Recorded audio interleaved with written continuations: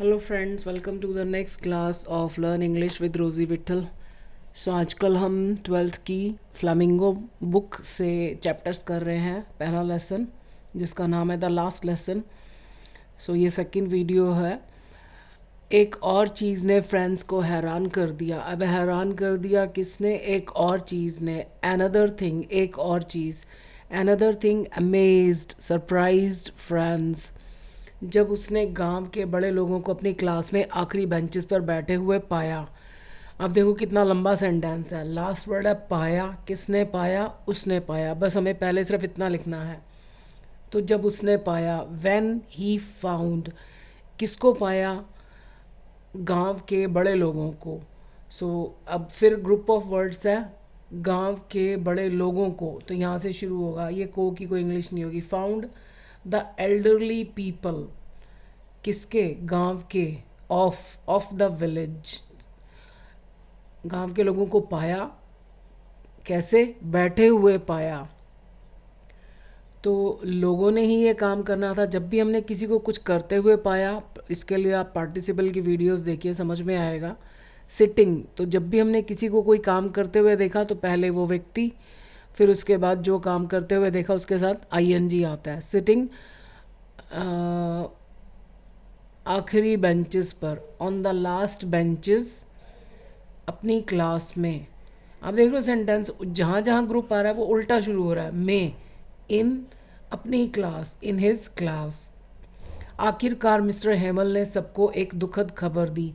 Finally या at last, दोनों में से कुछ भी लिख सकते हो। अब खबर दी किसने? मिस्टर हेमल ने।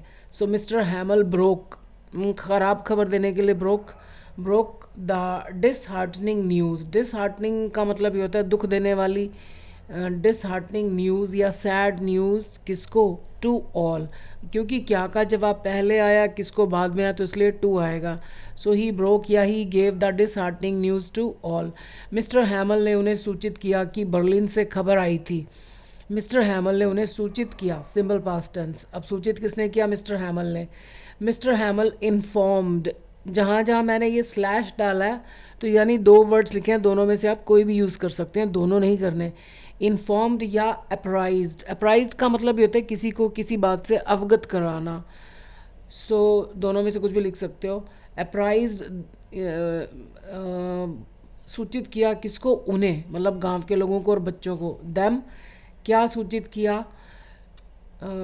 कि बर्लिन से खबर आई थी। अब आया था, कौन आया था? खबर। कुछ स्टूडेंट्स को मैंने देखा है कि वो देखते हैं कि सेंटेंस जिस शब्द से शुरू हो रहा है इंग्लिश भी उसी से शुरू होगी। ऐसा हमेशा नहीं होता है। हमेशा पहले वर्ब देखो। आया था, कौन आया था? खबर। सो दैट, ओहो इसकी इंग्लिश मैंने लिखी ही नहीं। एक खबर आई थी। अ न्यूज़ हैड कम, ये आप लिख लीजिएगा, बीच में मैं भूल गई। अ न्यूज़ हैड कम, कहाँ से? फ्रॉम बर्लिन, बर्लिन से। क्या न्यूज़ आई थी? कि भविष्य में एल्सेस एंड लॉरेन। अब इसको एल्सेस कैसे याद रखोगे? एल मतलब जैसे ऑल, सारे। अब जैसे अंग्रेज लोग तो ऑल को एल, हम ऑल को एल। सेस सास होती है ना, यानी सारी सासें, सास बहू। सो एल्सेस और लॉरेन। अब लो, ले लो, क्या ले लो? बारिश ले लो, लॉरेन। सो कि भविष्य में एल्सेस और लॉरेन के स्कूल्स के स्टूडेंट्स को, ये थोड़ी सी मुझे बाद में याद आया लेकिन इसीलिए पढ़ के सुना रही हूँ, कि एल्सेस और लॉरेन के स्कूल के बच्चों को, स्टूडेंट्स को, उनकी मातृभाषा फ्रेंच नहीं पढ़ाई जाएगी। मिस्टर हैमल ने इन्फॉर्म किया। सो मिस्टर हैमल इन्फॉर्म्ड या अप्राइज्ड, दोनों का मतलब एक ही है। किसको? उन्हें। कि कि बर्लिन से खबर आई थी, इसके लिए इंग्लिश लिखना मैं भूल गई। अब आया था, कौन आया था? खबर। अब स्टार्टिंग में बर्लिन आ रहा है तो कुछ स्टूडेंट्स ये गलती करते हैं कि स्टार्टिंग में जो भी आता है उसी से सेंटेंस शुरू कर देते हैं। हमेशा वर्ब देखो और देखो कि किसके बारे में कहा जा रहा है। तो आया था कौन? खबर। सो अप्राइज्ड दैम दैट, सॉरी, ये एक खबर आई थी। अ न्यूज़ हैड कम, ये कम हो चुका था।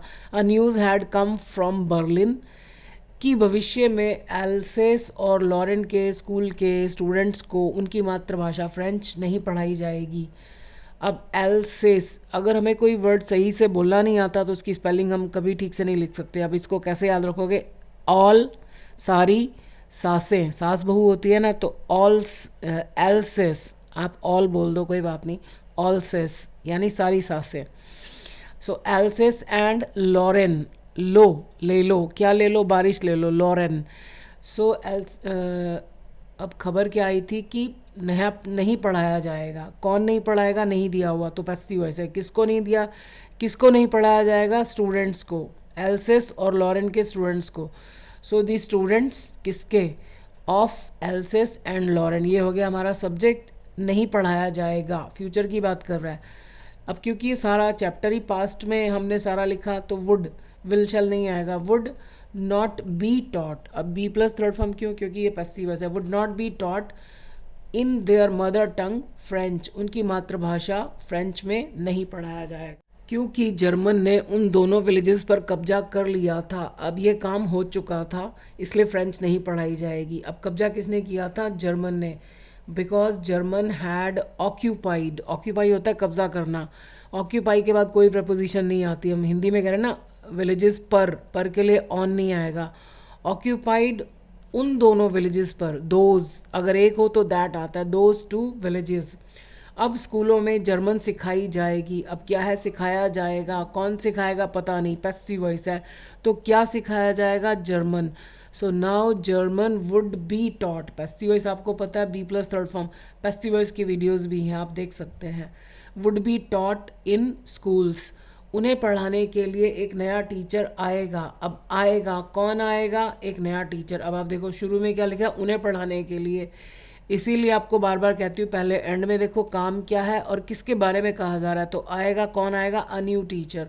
A new teacher would come, will नहीं आएगा क्योंकि ये सारी स्टोरी पास्ट में चल रही है। वुड कम, किस लिए आएगा? किस लिए का जवाब इन्फिनेटिव होता है, टू टीच देम, उन्हें पढ़ाने के लिए। यह मिस्टर हेमल की आखिरी क्लास थी, तो इट से शुरू होगा ये। इट वॉज, यह थी, क्या थी? द लास्ट क्लास, किसकी? Of mister हैमल। इस खबर ने मिस्टर हैमल को तोड़ दिया और उन्हें बदल दिया था। सो दिस न्यूज़ ने, ऐसा वो कर चुकी थी।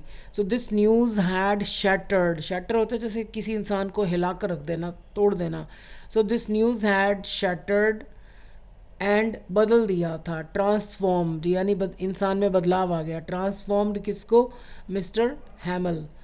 इसलिए उन्होंने फ्रेंड्स को देर से आने पर और क्लास में गलत आंसर्स देने पर हमेशा की तरह नहीं डांटा। अब ये देखो कितना लंबा सेंटेंस है। नहीं डांटा किस लिए? सॉरी, किसने? उन्होंने।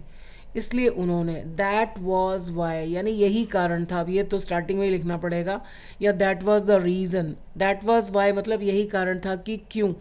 सो दैट वॉज वाई, उन्होंने फ्रेंड्स को नहीं डांटा। He did not scold friends, उन्होंने उसको नहीं डांटा, किस लिए? सॉरी, नहीं डांटा हमेशा की तरह। एज़ यूजुअल कॉमा लगा कर लिखना है क्योंकि हम थोड़ा सा ब्रेक कर रहे हैं, इसके बाद एक्चुअली ये आना चाहिए। नहीं डांटा किस लिए? देर से आने पर और क्लास में गलत जवाब देने पर। तो डांटा जाता है किसी बात पर, फॉर आता है। ही did not scold friends for, अब फॉर क्या है? प्रपोजिशन है, प्रपोजिशन के फ़ौरन बाद वर्ब आए तो हमेशा आईएनजी आता है। अगर एक्टिव वॉइस हो तो ऐसे ही आएगा, पैसिव वॉइस हो तो बीइंग प्लस थर्ड फॉर्म। पर ये काम दोनों फ्रेंड्स ने ही किए थे तो इसलिए पैसिव वॉइस नहीं आएगा। फॉर कमिंग लेट क्लास में, to the class, for coming late to the class and for giving wrong answers, अच्छा इन द क्लास बाद में लिख दिया है। For coming late and for giving wrong answers in the class. Mister Hamel को गांव वालों की अपनी मातृभाषा फ्रेंच के प्रति उदासीनता का अफसोस हो रहा था। अब अफसोस हो रहा था किसको? मिस्टर हैमल को। सो हो रहा था, past continuous tense. Mister Hamel was feeling regret या रिग्रेटिंग फॉर, किस बात के लिए? अब देखो किस बात के लिए? गांव वालों की अपनी मातृभाषा के प्रति उदासीनता, यहाँ से शुरू होगा। फॉर द इनडिफरेंस, इनडिफरेंस होता है उदासीनता यानी इंटरेस्ट की कमी, उदासीन था किसकी उदासीनता? गांव वालों की उदासीनता। Indifference of the villagers. Indifference किस चीज़ के प्रति? हमेशा टू प्रपोजिशन आते हैं। इनडिफरेंस टू अपनी मातृभाषा French, to their mother tongue French. अभी इसकी एक वीडियो लास्ट और बनेगी तो ये चैप्टर ख़त्म हो जाएगा। आई होप आपको समझ में आ रहा होगा, क्योंकि काफ़ी आसान भाषा में लिखने की कोशिश की है। तो पढ़ते रहिए बिना टेंशन के, एंड आई होप आप सब अच्छे मार्क्स से पास होंगे।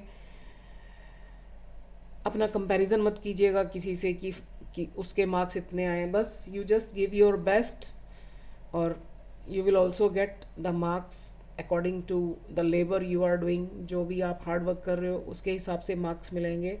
सो I wish you all the best. Thank you for